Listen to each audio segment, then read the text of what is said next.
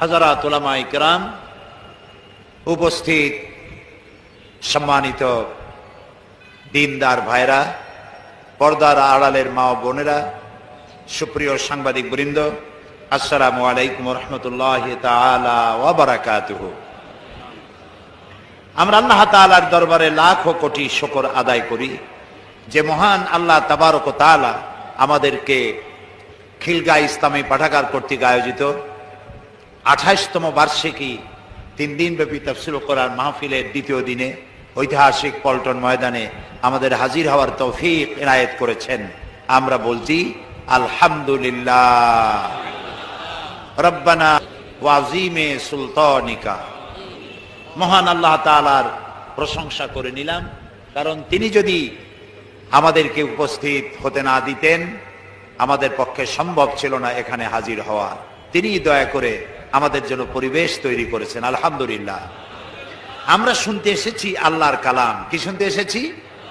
আল্লাহর কালাম। এর থেকে শ্রেষ্ঠ সমাবেশ, এর থেকে বরকতপূর্ণ মাহফিল, বরকতপূর্ণ সমাবেশ আকাশের নিচে জমিনের উপরে আর একটিও হতে পারে না। কারণ এখানে আমরা আলোচনা করব রব্বুল আলামিনের কথা, আল্লাহ তাআলার কথা, আলোচনা করব নবী করিম সাল্লাল্লাহু আলাইহি ওয়াসাল্লামের কথা।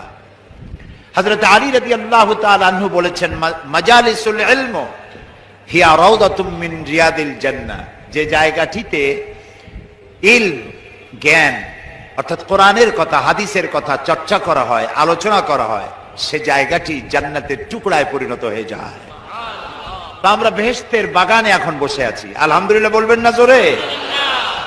এখানে যতক্ষণ বসবেন আপনার আমার প্রত্যেকটি শ্বাস এবং প্রশ্বাসের বিনিময় আমলনামায় 10 করে নেকি লেখা হতে থাকবে। কারণ এখানকার প্রত্যেকটি মুহূর্ত আল্লাহর জন্য নিবেদিত। সুবহানাল্লাহ বলুন। প্রিয় ভাই সব, আমরা আলোচনা করতেছিলাম সূরা কোন সূরা?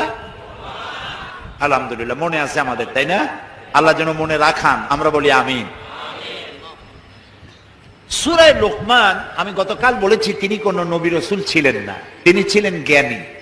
সেই জ্ঞানটা কে দিয়েছিলেন বলেন? আল্লাহ তাআলা দিয়েছিলেন। আল্লাহ বলেছেন আমি জ্ঞান দিলাম এই জন্য দিছি যাতে করে শুকরিয়া আদায় করো। হযরত লোকমান শুধু আলহামদুলিল্লাহ করেন নাই, তিনি তাওহীদ প্রচার করে শুকরিয়া আদায় করেছেন। দেখেন, তিনি তার ছেলেকে নসিহত করছেন, গোটা জাতিকে নয়, বিশ্ববাসীকে নয়। হযরত লোকমান নসিহত করেছেন কাকে? নিজের ছেলেকে। সেই নসিহত আল্লাহর কাছে এত পছন্দ হলো, আল্লাহ তাআলা কোরআন শরীফে লোকমানের নসিহত উঠায় দিলেন। সুবহানাল্লাহ। হযরত লোকমান দেখেন, তার প্রিয় সন্তান, কলিজার টুকরা সন্তানকে সর্বপ্রথম যে নসিহতটি করলেন সেটি ছিল এই, আল্লাহর সাথে ছেলেকে পরিচয় করায় দিলেন। সুবহানাল্লাহ বলেন। হযরত লোকমান এবার বলেন, হযরত লোকমান বললেন, হে আমার সন্তান, আল্লাহর সাথে কাউকে শরীক স্থাপন করো না, নিশ্চয়ই শিরক হচ্ছে মস্ত বড় জুলম। এরপরে আল্লাহ তাআলা বলছেন, ওয়া ওয়াসাইনাল ইনসানা বিওয়ালিদাইহি হামালাতুহু উম্মুহু ওয়াহানান আলা ওয়াহানিন ওয়া ফিসালুহু ফি আমাইনি আনিশকুর লি ওয়া লিওয়ালিদাইকা ইলাইয়াল মাসির। সুবহানাল্লাহ। লক্ষ্য করুন, খুব মজা পাবেন। হযরত লোকমান নসিহত করতেছিলেন কাকে? নিজের সন্তানকে। হযরত লোকমান নিজের সন্তানকে নসিহত করতেছিলেন। এখন হযরত লোকমানের নসিহত কিন্তু শেষ হয় নাই, এরই মধ্যে আল্লাহ তাআলা তার বক্তব্য শুরু করলেন। আল্লাহ তাআলা বললেন, ওয়া ওয়াসাইনাল ইনসান। আমি, এখানে আমি কে? আল্লাহ। ওয়া ওয়াসাইনাল ইনসান, আমি সমস্ত মানব গোষ্ঠীকে উপদেশ দিয়েছি কি? বিওয়ালিদাইহি, তারা যেন তাদের পিতামাতাকে সম্মান করে, ইহসান করে, উপকার করে। কারণ হামালাতহু উম্মুহু ওয়াহানান আলা ওয়াহানিন, তার মা তাকে গর্ভধারণ করেছে শ্রান্তির পর শ্রান্তি, ক্লান্তির পর ক্লান্তি সহকারে। ওয়া ফিসালুহু ফি আমাইনে, এবং ওই মা তাকে 2 বছর দুগ্ধ পান করিয়েছে। আনিশকুরলি ওয়ালে ওয়ালিদাইকা, এবং এই পদ্ধতি এই জন্য যাতে করে সন্তান আমার প্রতি কৃতজ্ঞ হতে পারে এবং তার পিতা মাতার প্রতিও যেন কৃতজ্ঞ হতে পারে। ইলাইয়াল মাসির, আর তোমাদের সকলকেই আমার কাছে ফিরে আসতে হবে। হযরতে লোকমান ছেলেকে নসিহত করতেছিলেন কি বিষয়ের উপরে? শিরকের উপরে। কিন্তু আল্লাহ তাআলা তিনি আনলেন পিতামাতার কথা। লক্ষ্য করেছেন শিরকের সাথে পিতামাতার সম্পর্ক কি? এটা একটু বোঝা কষ্ট। এটি বুঝতে গেলে এভাবে বুঝতে হবে যে হযরতে লোকমান তার সন্তানকে পরিচয় করাচ্ছিলেন কার সাথে? আল্লাহ রাব্বুল আলামিন খুশি হয়ে গেলেন। হযরতে লোকমানকে আল্লাহ তাআলা যে জ্ঞান দান করেছিলেন, সেই জ্ঞান দিয়ে হযরতে লোকমান নিজের সন্তানকে আল্লাহর তাওহীদের সাথে পরিচয় করাতেছিলেন। আল্লাহ খুশি হয়ে গেলেন। আল্লাহ তাআলা খুশি হয়ে যেন বললেন, লোকমান তুমি তোমার সন্তানকে যেভাবে আমার সাথে পরিচয় করায় দিলে, এখন আমার দায়িত্ব হয়ে গেছে সন্তানকে পিতামাতার সাথে পরিচয় করাবার। এবার আমি পরিচয় করায় দেব সন্তানের সাথে মা বাপের সম্পর্কটা কি, সেটা বলে দেওয়ার দায়িত্ব আমার, যেমন তুমি তোমার সন্তানকে আমার সাথে পরিচয় করিয়েছো। সুবহানাল্লাহ, সুবহানাল্লাহ। এখানে মানুষের প্রধানতম ফরজ হচ্ছে আল্লাহর উপরে ঈমান এবং তার উপরে নিষ্ঠা এবং আনুগত্য প্রকাশ করা। এরপরেই শুরু হয় পারিবারিক কর্তব্য। এবং পারিবারিক জীবনের সব থেকে উচ্চ স্থান, সব থেকে বড় অধিকার কার? পরিবারে সব থেকে বড় অধিকার কার? মাতা পিতার। বলেন কার? মাতা পিতার। পবিত্র কোরআনে মাতা পিতার শুকরগুজারি এবং আনুগত্যের কথা আল্লাহ পাক নিজের ইবাদতের পরেই এই কথা বলেছেন। সূরা বনী ইসরাঈলে আল্লাহ পাক বলেন, ওয়াকাদা রাব্বুকা আল্লা তা'বুদু ইল্লা ইয়াহু ওয়া বিল ওয়ালিদাইনি ইহসানা। ওয়াকাদা রাব্বুকা, আপনার প্রভুর পক্ষ থেকে এটি চূড়ান্ত সিদ্ধান্ত হয়ে গেছে যে আল্লাহ তাআলার ইবাদত করার পর মা বাপের ইহসান করতে হবে। আল্লাহর ইবাদতের পরই স্থান কার? সুবহানাল্লাহ বলতে ইচ্ছে করে না? আল্লাহ তাআলা শিখায় দিলেন, ইম্মা ইয়াবলুগান্নাল কিবারা আহাদুহুমা আও কিলাহুমা ফালা তাকুল লাহুমা উফফিন ওয়ালা তানহারহুমা وقل لهما قولا كريما।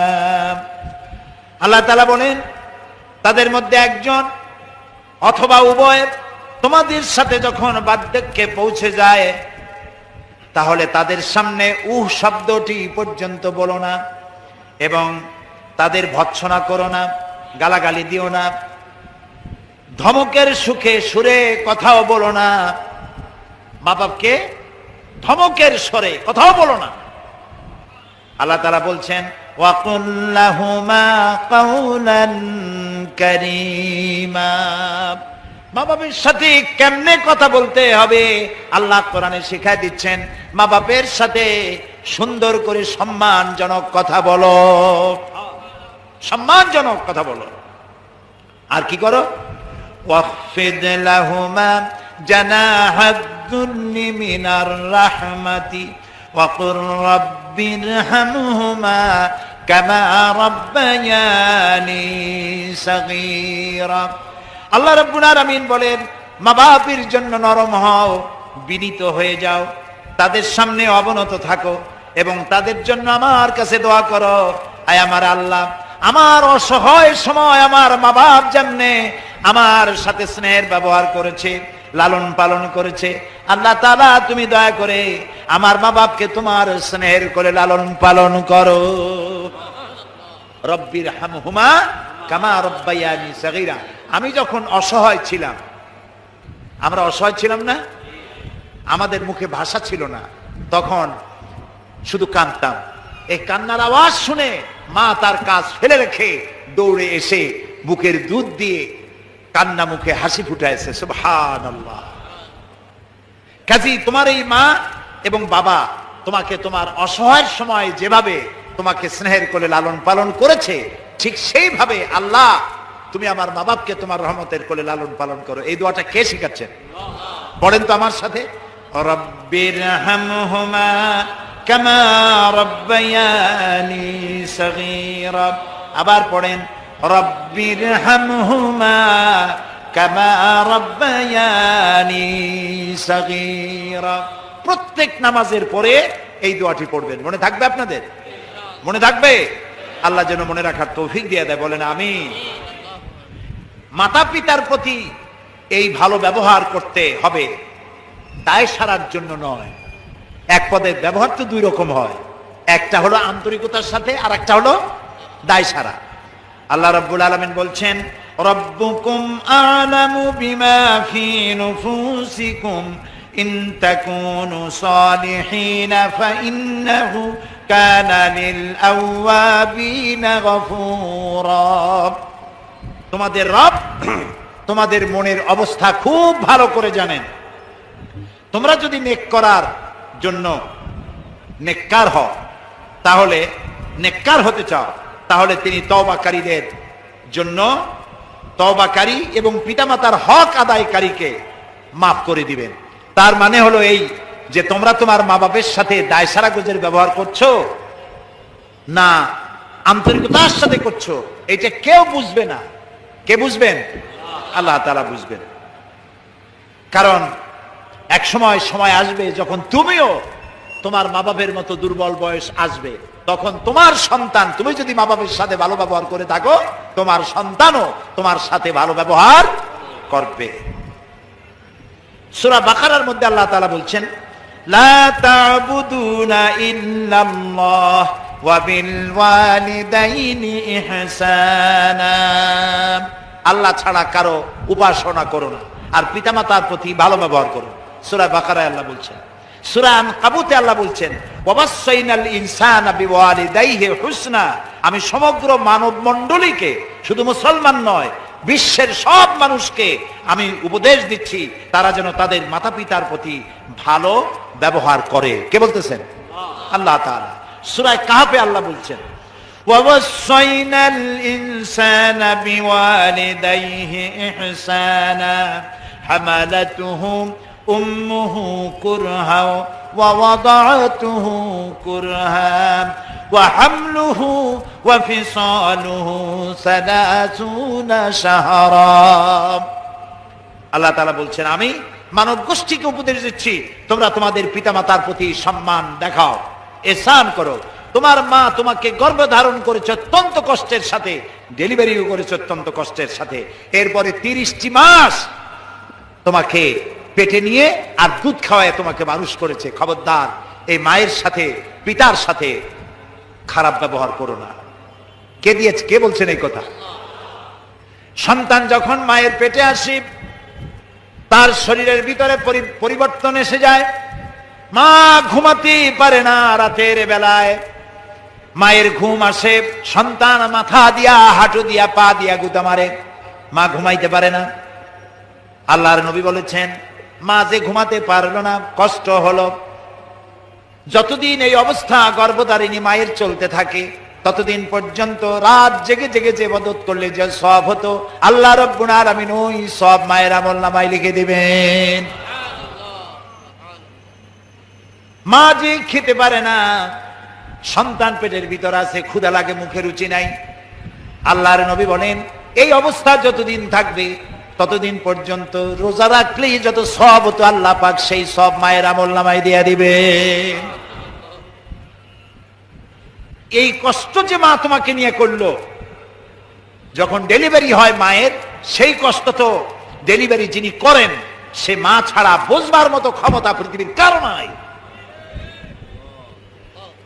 এই কষ্ট, পেটে ধরার কষ্ট, ডেলিভারি করার সময় কষ্ট যখন শুরু হয়ে যায়,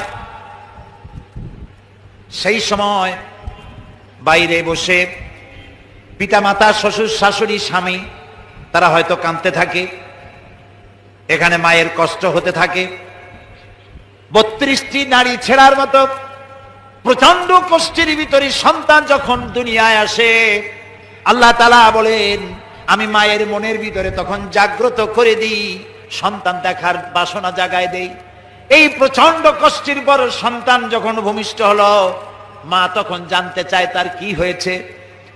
পাশের লোকেরা সন্তান যখন তার চোখের সামনে ধরে, আল্লাহ তাআলা বলেন 10 মাস পেটে ধরার কষ্ট আর ডেলিভারির সব কষ্ট সন্তানের মুখ দেখার সঙ্গে সঙ্গে মায়ের মন থেকে আমি মুছে ফেলে দেই।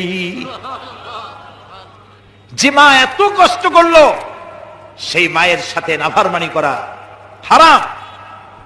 রাসূলের কাছে প্রশ্ন করা হয়েছে, আইয়ুল আমালে আহাব্বু ইলাল্লাহি তাআলা, হে রাসূল আল্লাহর কাছে সব থেকে প্রিয় আমলটা কি? রাসূলুল্লাহ জবাবে বললেন, আস-সালাতু আলা ওয়াক্তিহা, নামাজটাকে ওয়াক্তমতো আদায় করা। এই আমলটা আল্লাহর কাছে সব থেকে বেশি প্রিয়। সাহাবী আবার প্রশ্ন করলেন, হে রাসূল এরপরে আল্লাহর কাছে কোন আমলটি বেশি পছন্দ? রাসূলুল্লাহ জবাবে বললেন, বিররুল ওয়ালিদাইন, মা বাপের সেবা করা, মা বাপের খেদমত করা আল্লাহর কাছে পরেই এটার স্থান। আরেকজন প্রশ্ন করলেন, মান আহাক্কুন নাস বিহুসনি সাহাবাতি, হে রাসূল আমার কাছে সর্বোত্তম ব্যবহার পাওয়ার হক কার? রাসূলুল্লাহ বললেন, উম্মুক, তোমার মায়ের। ক্বালা সুম্মা মান, এরপরে কার? রাসূল বললেন, তোমার মায়ের। তিনি আবার প্রশ্ন করলেন, সুম্মা মান, এরপরে কে? রাসূল বললেন, তোমার মায়ের। এরপরে তিনি প্রশ্ন করলেন, সুম্মা মান? ক্বালা আবুক। বুখারী, মুসলিম। রাসূলুল্লাহ বললেন, এবার তোমার পিতা। তাহলে মায়ের কথা কয়বার বললেন? পিতার কথা একবার। বাপের চাইতে মায়ের মর্যাদা কয় গুণ বেশি হলো?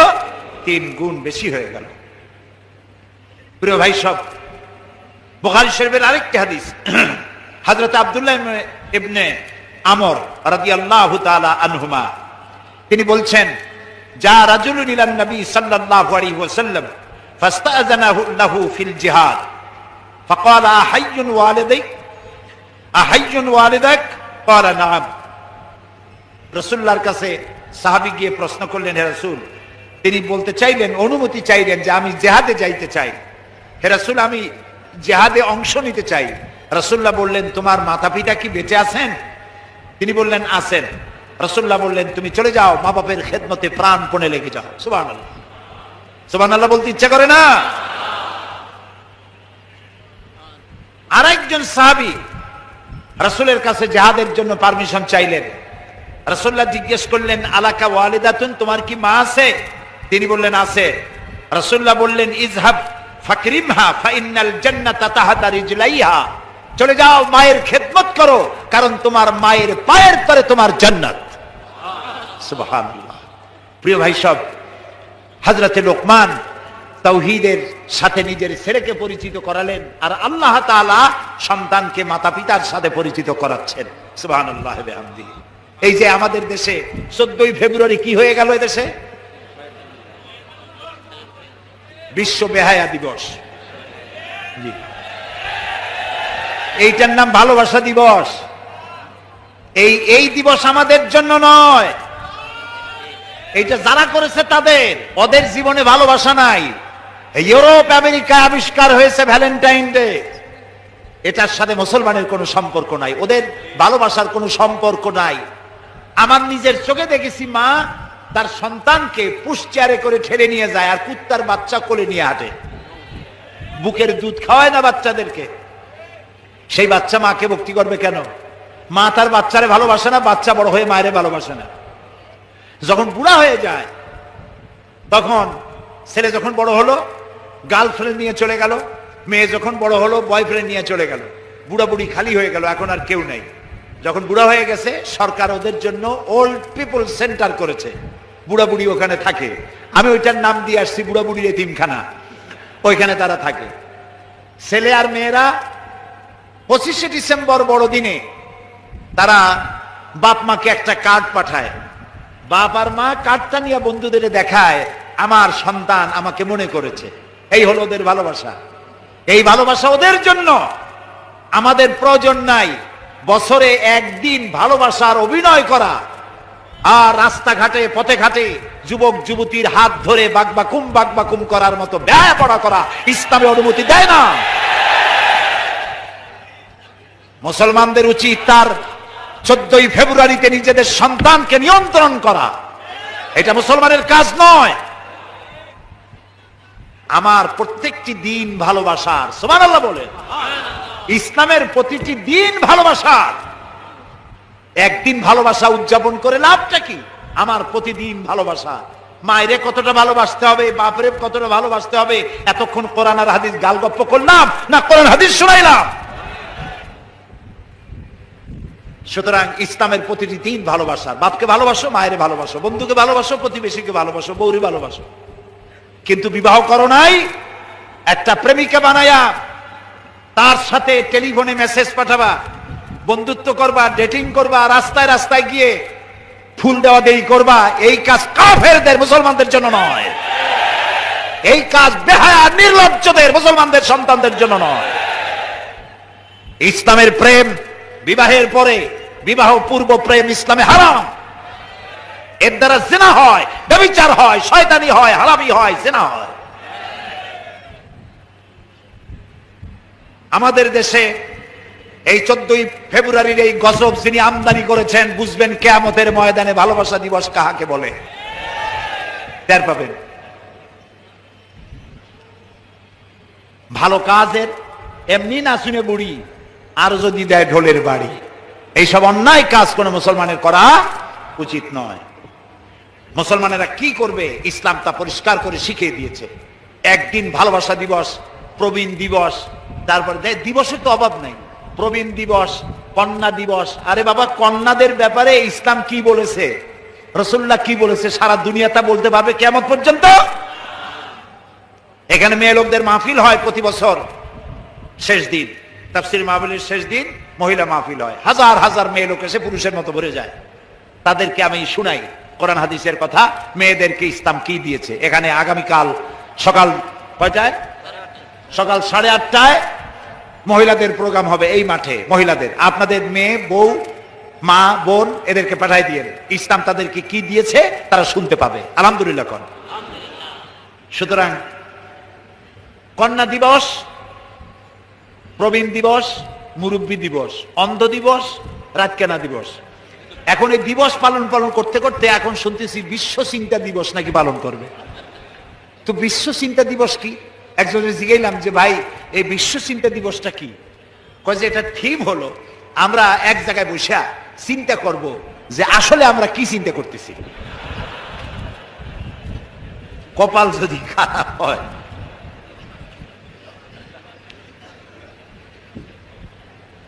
বেশি করে কোরআন হাদিস যদি আমাদের ছেলে মেয়েরা বুঝে পড়ে, আল্লাহর রহমত হবে। আলহামদুলিল্লাহ কর। আমাদের দেশের ছেলেরা সোনার ছেলে, ছেলেরাও ভালো, মেয়েরাও ভালো। কিছু দুষ্ট লোক এইসব হাবিজাবি আমদানি করে ছেলে মেয়েগুলিকে খারাপ করে দিয়েছে। এই জন্য আপনাদেরকে লক্ষ্য রাখতে হবে। এই যে সাইবার ক্যাফে না কি হয়েছে একটা, হ্যাঁ, এই শহরে আছে না সাইবার ক্যাফে, বোঝেন না কেন? পত্রিকায় প্রায় দেখি সাইবার ক্যাফে ব্রাউজিং করতে যায় কপালের সারা। ওইখানে যাইয়া ছোট্ট ছোট্ট রুম বানানো, সেইখানে বসে কম্পিউটার শেখার নামে ব্লু ফিল্ম দেখে। কোথায় যাচ্ছে দেশ? কম্পিউটারের ভেতরে, মোবাইলের মধ্যে সাইবার ক্যাফের নাম করে দেশের উঠতি যুবক যুবতীগুলিকে জাহান্নামের খোরাক বানিয়ে দিচ্ছে। সরকারকে সব দিকে নজর রাখা দরকার, কড়া নজর রাখা দরকার। এগুলি যারা করে তাদেরকে প্রচন্ড শাস্তি দেওয়া দরকার, যারা আমাদের উঠতি বয়সের যুবকদেরকে ধ্বংস করে দিচ্ছে। রাস্তায় রাস্তায় যে সমস্ত ব্লু ফিল্মের কি বলে পর্নোগ্রাফি পত্রিকা বিক্রি হয়, ইন্ডিয়া থেকে নাকি এগুলি বন্যার পানির মতো আমদানি হয়। পত্রিকায় দেখি ফেরি করে করে রাস্তার পাশে পাশে বসে বসে এগুলি নাকি বিক্রি করে 200 টাকা 300 টাকা দামে হাবিজাবি পত্রিকাগুলি। পুলিশ থাকে কোথায়? এদেরকে ধরা দরকার, গাছের সাথে ঝুলাইয়া পিটানো দরকার। এমন পিটানো দরকার অন্তত 6 মাসের মধ্যে বাপের নাম কি তা যেন মনে না আসে।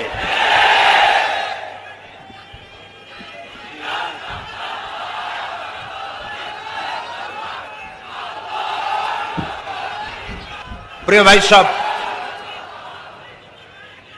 মা বাপের আনুগত্য যারা করে, হাদিস শোনেন, হাদিস, সুবহানাল্লাহ বলেন, মা বাপের আনুগত্য যারা করে তাদের সম্পর্কে রাসূলুল্লাহ বলছেন, আন ইবনে আব্বাস রাদিয়াল্লাহু তাআলা আনহুমা قال قال رسول الله صلى الله عليه وسلم من اصبح مطيعا لله في والديه, যে ব্যক্তি মাতা পিতার সম্পর্কিত আল্লাহর নাজিলকৃত হেদায়েত মানা অবস্থায় সকাল করলো, আসবাহা লাহু বাবানে মাফতুহানে মিনাল জান্নাহ, ওই সন্তানের জন্য সকাল বেলায় আল্লাহর জান্নাতের দুইটা দরজা খোলা হয়ে যায়। ওয়ামান আসবাহা আসিয়ান লিল্লাহি ফি ওয়ালিদাইহি আসবাহা লাহু বাবানে মাফতুহানে মিনান নার, আর যদি কোনো সন্তান আল্লাহর সাথে নাফরমানি করলো, মা বাবার সাথে নাফরমানি করে সকাল করলো, তার জন্য জাহান্নামের দুইটা দরজা খোলা হয়ে যায়। আর রাসূলুল্লাহ বলছেন, যদি মা বাবার মধ্যে একজন বেঁচে থাকে আর তার আনুগত্য করে সকাল করে, তার জন্য একটা জান্নাতের দরজা খুলবে, আর যদি নাফরমানি করে বেঁচে থাকে যদি মা বাবার একজন, জান্নাত জাহান্নামের একটা দরজা খোলা হয়ে যাবে। বলি নাউযু বিল্লাহ। আল্লাহর নবী বলেন, মা মিন ওয়ালাদিন বারিন ইয়ানজুরু ইলা ওয়ালিদাইহি নাজরাত রাহমাতিন ইল্লা কাতাবাল্লাহু বিকুল্লি নাজরাতিন হিজ্জাতান। আল্লাহ তাআলা বলেন হিজ্জাতাম মাবরুরাতান। আল্লাহর নবী বলেন, যদি কোনো সন্তান, কোন সুসন্তান তার পিতা মাতার প্রতি মহব্বতের নজরে, ভক্তির নজরে যদি একবার তাকায়, আল্লাহর নবী বলেন ওই সন্তানের আমল নামায় একটা কবুল নফল হজের সওয়াব লেখা যাবে। অন্তত 50,000 টাকা খরচ করে উমরা করতে যাবেন, নফল হজ করতে, 50,000 টাকার একটা নফল হজ আদায় করলে যে সওয়াব হবে, মা বাপের দিকে ভক্তির নজরে একবার তাকালে সেই সওয়াব হবে। একজন সাহাবী প্রশ্ন করলেন, ইয়া রাসূলুল্লাহ, কোন সন্তান যদি মা বাপের দিকে দৈনিক 100 বার তাকায় তো কি হবে? আল্লাহর নবী বলেন, আল্লাহর নিয়ামতের ভান্ডারে কোনো অভাব নাই। কোন সন্তান যদি মা বাপের দিকে 100 বার তাকায় ভক্তির নজরে, ভালোবাসার নজরে, আল্লাহ তাআলা ওই বান্দার আমল নামায় 100টা কবুল নফল হজের সওয়াব লিখে দিবে। পিতামাতার সাথে নাফরমানি করবেন না। বহু মানুষ আছে পীর সাহেব দেখলে অস্থির হয়ে যায়, বড় বড় বেদানা, আঙ্গুর, কমলা সব নিয়ে হাজির করে দেয়। আমার কোনো আপত্তি নেই, আপনি দেন, আপনার পীর সাহেবকে দিবেনই তো, কিন্তু আপনার পীরের চাইতে দোয়া কবুল যে আপনার মায়ের বেশি হবে, এটা কি আপনি জানেন? এটা কি জানেন? আপনার যত বড় পীর সাহেব হোক, যত বড় মাওলানা সাহেব হোক, তার দোয়া আল্লাহর দরবারে কবুল হতেও পারে, নাও হতে পারে। রাসূলুল্লাহ বলেছেন 3 জনের দোয়া আল্লাহর দরবারে কবুল হয়ে যাবে, 100% গ্যারান্টি। মাজলুম যদি দোয়া করে দোয়া মঞ্জুর হবে, মুসাফির যদি দোয়া করে দোয়া মঞ্জুর হবে, আর মা বাপ যদি সন্তানের জন্য দোয়া করে, আল্লাহর নবী বলেন দোয়া মঞ্জুর হয়ে যাবে। সব কমলা আর বেদানা নিয়ে পীর সাহেবরে খাওয়াইলেন, নিজের হাতে বেদানা ভাঙ্গা মায়ের মুখে তুলে দেন, আল্লাহর আরশ খুশি হয়ে যাবে।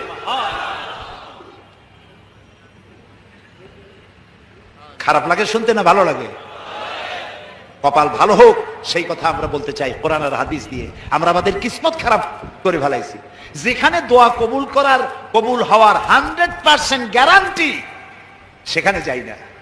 আর পিসাবের দাওয়াত করিয়া পোলাও, কোরমা, কালিয়া কোপ্তা, ফিরনি, জর্দা, গাপ, চালতা জম্বের খাওয়ান খাওয়ান। আর মা বুড়া হয়ে গেছে, বাপ বুড়া হয়ে গেছে, একটু খাওয়াইতে পারেন না যত্ন করিয়া? বরং বলে বাপ বুড়া হয়ে গেছে, মা বুড়ি হয়ে গেছে, আগের মতো রোজগার করতে পারে না, মায়ে আগের মতো কাম করতে পারে না, বাপে আগের মতো রোজগার করতে পারে না। কয় বুড়া মরে না কে, বুড়ি মরে না কে? ওর কথা মতো মায়ের সাথে মুখ কালো করে থাকে, মায়ের সাথে ঝগড়া করে, কুলাঙ্গার সন্তান।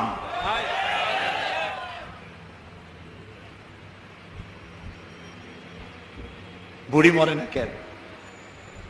এই বুড়ি তোমার যখন অসুখ হয়েছিল ডাক্তারও সারতে পারে না, তোমার মা ডাক্তার ওষুধ দিয়ে বাড়ি গিয়ে ঘুমাইছে, তোমার বাবাও ঘুমিয়েছে, তোমার মা তোমার শিওরে বসে বসে রাত কাঁদছে, আর বলছে, আল্লাহ আমার জীবনের বিনিময়ে আমার বাসারে বাঁচায় দাও, আমার সন্তানটারে বাঁচায় দাও। যে মা কানলো আর বললো, আল্লাহ আমার জীবনের বিনিময়ে আমার সন্তানটারে বাঁচাও, আর তুমি আজ বলছো বুড়ি মরে না কেন? কত বড় কপাল পোড়া, বেঈমান, নাফরমান। প্রিয় ভাই সব, হৃদয়ের সবটুকুন আবেগ উজাড় করে দিয়ে বলছি, আমি পীর সাহেবদের বিরোধী নই, আমি নিজেও পীরের সন্তান। আমার আব্বা আমার চাচা দুজনই ফুরফুরার মুজাদ্দিদে জামান হযরত আবু বকর সিদ্দিকী রাহমাতুল্লাহ আলাইহির খলিফা। তাদের হাজার হাজার মুরিদ আছে। পীর মুরিদি আমিও করতে পারতাম। পীর মুরিদি শুরু করলে মুরিদের বাজার আমার কম গরম হইতো না বাংলাদেশে। আমি পীর বিরোধী নই, আমি আমাদের অভ্যাসে কিছু অভ্যাস খারাপ হয়েছে, সেগুলিকে সংশোধন করতে চাই। পীরকে হাদিয়া দেন, দাওয়াত দেন, আমার কি আপত্তি তাতে? আমার আপত্তি দোয়া কবুল হবে যেখানে, সেখানে তো যাই না। যেখানে কবুল হওয়ার সম্ভাবনা কম হইতেও পারে, নাও হইতে পারে, সেইখানে সব পরিশ্রম, সেই জায়গায় যাইয়া পাও চাটেন, পায়ের উপরে কদম মুসিদ দিয়ে পড়ে থাকেন কেন? মা খাটের উপরে শোয়া আছে, খাটের নিচে আপনি বসেন, মায়ের পায়ের তলায় চুমা খান, জাহান্নাম হারাম করে দিবেন আল্লাহ তাআলা। পিতামাতার আনুগত্য করুন, ভালোবাসুন। কোরআন এবং হাদিসের শুধু মা বাপের কথা যদি বলতে থাকি রাত ফুরিয়ে যাবে, শেষ করতে পারবো না। প্রিয় ভাই সব, আল্লাহর নবী মসজিদে নববীতে বসে আছেন, সাহাবায়ে কেরামের সামনে বসা। একজন বুড়ি মসজিদে প্রবেশ করলেন, হযরতে নবীজি দাঁড়ায় গেলেন। কাছে আসার পর নবীজি গায়ের চাদরটা বিছায় দিলেন। সাহাবায়ে কেরাম অবাক হয়ে দেখতে লাগলেন। বুড়ি যখন চলে গেলেন, সাহাবীরা জিজ্ঞেস করলেন, ইয়া রাসূলুল্লাহ, একজন মেয়ে লোকের জন্য আপনার নিজের গায়ের চাদর বিছায় দিলেন, কিছুই বুঝতে পারলাম না। আল্লাহর নবী বলেন, সাহাবীরা তোমরা চিনতে পারো না এই মহিলা কি? আমি আমার মায়ের যত্ন পাই নাই, মায়ের কোলে কাখে চড়ে মায়ের দুধ খেয়ে বড় হয় কেমনে, ওই যত্ন আদর আমার কিসমতে হয় নাই। যে মায়ের কোলে কাখে চড়ে, যে মায়ের বুকের দুধ খেয়ে আমি বড় হয়েছি, এনে আমার সেই দুধ মা হযরতে হালিমাতুস সাদিয়া। সময় মতো এক ফোঁটা দুধ যদি তোমার গলায় না ঢুকতো, তুমি গলা শুকিয়ে মরে যেতে। এই তোমার মা। সুবহানাল্লাহ। হাজারো কাজ ফালায় দেয়, সন্তান কান্দে। আমি চিন্তা করি আল্লাহ কত দয়া দিয়েছেন মেয়ে লোকের কলিজায়। সুবহানাল্লাহ। পুরুষের পেটে যদি বাচ্চা হইতো, এরকম যদি নিয়ম থাকতো, বাচ্চা দুনিয়া আসার সাথে সাথে ঠ্যাং ধরে আসার মাত্র পেটের মধ্যে এত নড়ছিলি কেন? রান্না বান্না করিয়া মায় সকলের খাওয়াইয়া মা সকলের শেষে খায় না আগে খায়? বলেন, সবাই শেষে খায়। তারপরে বাচ্চা কাঁদতেছে, বাচ্চাটারে কোলে নিয়ে খাইতে বসছে, ক্ষুধার্ত পেট, কোলের মধ্যে পায়খানা করে দিয়েছে বাচ্চা। পুরুষে হইলে তো গলা চাপিয়ে ধরত। হাসতেছেন। আর মা থাপ্পড়ও দিল না, গালিও দিল না, বাচ্চাটারে কোলে নিয়ে বাইরে চলে গেল, পায়খানা পেশাব সাফ করলো, বাচ্চাটার মুখে একটা সুবা দিয়ে আবার খাইতে বসলো। তোমার বউর দিকে তাকায় দেখো, তোমার বউ তোমার সন্তানটা নিয়ে কি করে, তোমার মা তোমার নিয়ে এইটা করছিল।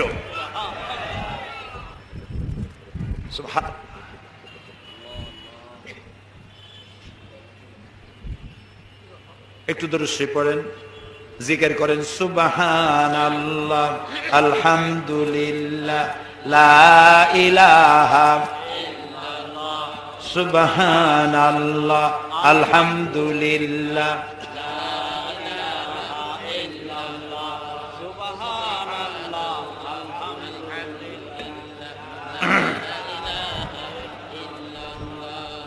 প্রিয় ভাই সব, আরেকটি হাদিস, عن أبي هريرة رضي الله تعالى عنه عن النبي صلى الله عليه وسلم قال رغم أنفه ثم رغم أنفه ثم رغم أنفه। রাসূলুল্লাহ বলছেন, হযরত আবু হুরায়রা হাদিসটি বর্ণনা করছেন, রাসূলুল্লাহ বলছেন, সেই ব্যক্তি অপমানিত হোক, সেই ব্যক্তি অপমানিত হোক, সেই ব্যক্তি অপমানিত হোক। কিলা মান ইয়া রাসূলুল্লাহ, তারা প্রশ্ন করলেন, হে রাসূল আপনি কার সম্পর্কে বলছেন? রাসূলুল্লাহ বলছেন, মান আদরাকা ওয়ালিদাইহি ইনদাল কিবারে আও আহাদুহুমা সুম্মা লাম ইয়াদখুলিল জান্নাহ। আল্লাহর নবী বলেন, আমি ওই সব লোকদের কথা বলি যারা পিতামাতা দুইজন অথবা দুইজনের একজনকে নিজের জীবদ্দশায় পেল আর তাদের খেদমত করে নিজের জন্য জাহান্নাম হারাম করতে পারলো না, তার মতো হতভাগ্য পৃথিবীতে আর কেউ নাই। নিজের জন্য জান্নাত ওয়াজিব করতে পারলো না আর জাহান্নাম হারাম করতে পারলো না, ওর মতো হতভাগ্য আর কেউ নাই। হযরতে আবু দাউদের এক হাদিসে এসেছে, আব্দুল্লাহ ইবনে আমর রাদিয়াল্লাহু তাআলা আনহুমা বলছেন, রাসূলের কাছে এক যুবক এসে বললেন, ইয়া রাসূলুল্লাহ আমি আমার মায়ের বিরুদ্ধে আপনার কাছে অভিযোগ জানাতে এসেছি। কি অভিযোগ? কয় যে আমার মায়ের মেজাজ খুব খারাপ। রাসূলুল্লাহ বললেন, তোমার মা যখন তোমার পেটে নিয়ে 8 মাস 10 মাস ঘোরাঘুরি করছে তখন তো তার মেজাজ খারাপ ছিল না। সাহাবী বলছেন, হে রাসূল আমি সত্যি বলছি আমার মায়ের মেজাজ দারুণ খারাপ। রাসূলুল্লাহ বললেন, তোমার মা যখন রাতের পর রাত জাগতো এবং তোমাকে দুধ পান করাতো তখন তো তার মেজাজ খারাপ ছিল না। সাহাবী বলছেন, হে রাসূল আমি আমার মায়ের সে দুধের হক আদায় করে দিছি। কিভাবে? তো তিনি বললেন যে আমি আমার মাকে ঘাড়ে করে হজ করেছি, বুড়ি মানুষ ঘাড়ে করে হজ করেছি, তাওয়াফ করেছি, মিনা মুজদালিফা করেছি, সব করেছি। আমি আমার মায়ের দুধের হক আদায় করে দিয়েছি। প্রিয় নবী সাল্লাল্লাহু আলাইহি সাল্লাম বলছেন, তুমি কি তোমার মায়ের সেই কষ্টের বদলা দিতে পারো যা তুমি তোমার মা তোমাকে ভূমিষ্ঠ করার সময়, প্রসব করার সময় তোমার মা যে কষ্ট করেছিল তুমি কি সারা জীবনেও সেইটার প্রতিদান দিতে পারবে? সুবহানাল্লাহ। এই জন্য মা বাপের প্রতি ইহসান করতে হবে, তাদেরকে ভালোবাসতে হবে। তবে এরকম বহু লোক আছে আমাদের মধ্যে যে মা বাপকে খারাপ ব্যবহার করেছে, ইতিমধ্যে মা বাপ মারা গেছে। হইতে পারে এরকম লোক মাহফিলের মধ্যে আছে, মা বাপ মারা গেছে, এখন আজকেই ওয়াজ শুনলো, মা বাপের জন্য খেদমত করা ছিল ফরজ, এই দায়িত্ব তো পালন করতে পারি নাই, এখন কি হবে? রাসূলুল্লাহ বলছেন, মাতা পিতার মৃত্যুর পরে সন্তানের 4টি হক আছে। কয়টি হক? মুখস্থ করেন, কয়টি হক? মা বাপ মরে যাওয়ার পর সন্তানের উপরে 4টি হক। একটা হলো খেসার আদ-দুআউ লাহুমা, মা বাবার জন্য দোয়া করা, ওয়াল ইস্তিগফারু লাহুমা, এবং তাদের জন্য আল্লাহর কাছে ক্ষমা চাওয়া, ওয়া ইনফাদু আহদিহিমা, এবং তাদের ওয়াদাকে পূরণ করে দেওয়া, ওয়া ইকরামু সাদিকিহিমা, আর তাদের বন্ধু বান্ধবের সাথে সদ্ব্যবহার করা। মা বাপের বন্ধু বান্ধবী যারা আছে তাদের সাথে সদ্ব্যবহার করা। এখন এই অবস্থা যদি কেউ করতে পারে, তাদের জন্য দোয়া করা, তো আল্লাহ রাব্বুল আলামিন তাদেরকে মেহেরবানি করবেন এবং তাদেরকে গুনাহ খাতা আল্লাহ তাআলা মাফ করে দিবেন। এখন মাতা পিতা যদি অমুসলিম হয় তাহলে কি হবে সেই কথাটা সামনের আয়াতে আসতেছে। আল্লাহ রাব্বুল আলামিন বলেন, ওয়া ইন জাহাদাকা আলা আন তুশরিকা বিমা লাইসা লাকা বিহি ইলম ফালা তুতি'হুমা ওয়া সাহিবহুমা ফিদ দুনিয়া মা'রুফা ওয়াত্তাবি' সাবিলা মান আনাবা ইলাইয়া সুম্মা ইলাইয়া মারজি'ুকুম ফাউনাব্বিউকুম বিমা কুনতুম তা'মালুন। ওয়াইন জাহাদাকা, আর যদি তোমাদের পিতামাতা তোমাদের উপরে চাপ সৃষ্টি করে আল্লাহর সাথে শরীক করার জন্য এমন জিনিস যা তুমি জানো না, ফালা তুতি'হুমা, তাহলে ওই মাতা পিতার ওই কথা মানা যাবে না। মাতা পিতার সব হুকুম মানা যাবে, কিন্তু এমন কোন হুকুম মানা যাবে না যে হুকুম মানতে গেলে আল্লাহর সাথে নাফরমানি হয়। এই আয়াতটি নাজিলের একটা প্রেক্ষাপট আছে। হযরতে আবু আইয়ুব রাদিয়াল্লাহু তাআলা আনহু, তিনি যখন ইসলাম কবুল করেছিলেন তখন অমুসলিম পিতামাতার প্রতি আচরণের কথা তার কাছে আসলো। অর্থাৎ তিনি ইসলাম কবুল করার পর তার মা তাকে জিজ্ঞেস করলেন যে তোমার ইসলামে তো আছে মা বাবার কথা শুনতে হবে, তুমি ইসলাম কবুল করেছো এটা আমার সহ্যের বাইরে, তুমি ইসলাম পরিত্যাগ করো, না করা পর্যন্ত আমি ভাত পানি কিছু গ্রহণ করব না। বিপদ হয়ে গেল না? তখন এই সাহাবীকে রাসূল করিম সাল্লাল্লাহু আলাইহি সাল্লামের কাছে গিয়ে নালিশ করলেন, ফরিয়াদ করলেন, হে রাসূল আমি এখন কি করব? আমার মা খাওয়া দাওয়া বাদ দিয়ে দিয়েছে, আমাকে ইসলাম পরিত্যাগ করার জন্য বলছে। রাসূলুল্লাহ বললেন মা বাবার সব কথা মানা যাবে, কিন্তু আল্লাহর সাথে রাসূলের সাথে নাফরমানি হয় এমন কোনো কথা মানা যাবে না। তবে পিতামাতা যদি কাফের হয়, মুশরিক হয়, তাদের প্রতি সৎ ব্যবহার করতে হবে আর তাদের জন্য আল্লাহর কাছে দোয়া করতে হবে। হযরত আবু হুরায়রা রাদিয়াল্লাহু তাআলা আনহু তিনি ইসলাম কবুল করার পর তার মা ইসলাম কবুল করেনি। একদিন হযরত আবু হুরায়রা রাসূলুল্লাহর দরবারে এসে রাতের বেলায় কাঁদতেছিলেন। আল্লাহর নবী প্রশ্ন করলেন, আবু হুরায়রা কাঁদো কেন? হযরত আবু হুরায়রা বলেন, ইয়া রাসূলুল্লাহ, হে মা আমাকে মেরেছেন। তিনি প্রশ্ন করলেন, মা মারলো কেন? বেয়াদবি করেছো নাকি? হযরত আবু হুরায়রা বলেন, না, কোনো বেয়াদবি করি নাই। তাহলে মারলো কেন?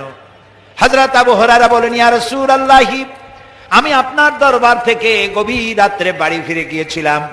আমার মা আমাকে প্রশ্ন করলো, আবু হুরায়রা কোথায় ছিলি? আমি বললাম, আমার মা এই পৃথিবী যার পায়ের উপরে চুমা খাইতে পারলে ধন্য হয়ে যায়, আমি সেই রাসূলের কাছ থেকে এসেছি। মা আমাকে বলল, আবু হুরায়রা হয় আমার বাড়ি ছাড়বি, না হয় রাসূলের বাড়ি ছাড়বি। হে রাসূল, আমি আমার মায়েরে বললাম, মা আমাকে মার শুরু করলো। আমি মার খাইতে খাইতে বললাম, মা তোমার গায়ে যত শক্তি আছে সমস্ত শক্তি দিয়ে তুমি আমাকে প্রহার করো, আমি তোমার বাড়ি সুদ্ধা তামাম দুনিয়া ছেড়ে দিতে পারি, রাসূলের বাড়ি ছাড়তে পারি না। মা আমারে গলা ধাক্কা দিয়ে বের করে দিল। রাসূলুল্লাহ বলছেন, আবু হুরায়রা তুমি তোমার মায়ের বিরুদ্ধে আমার কাছে নালিশ করতে এসেছো?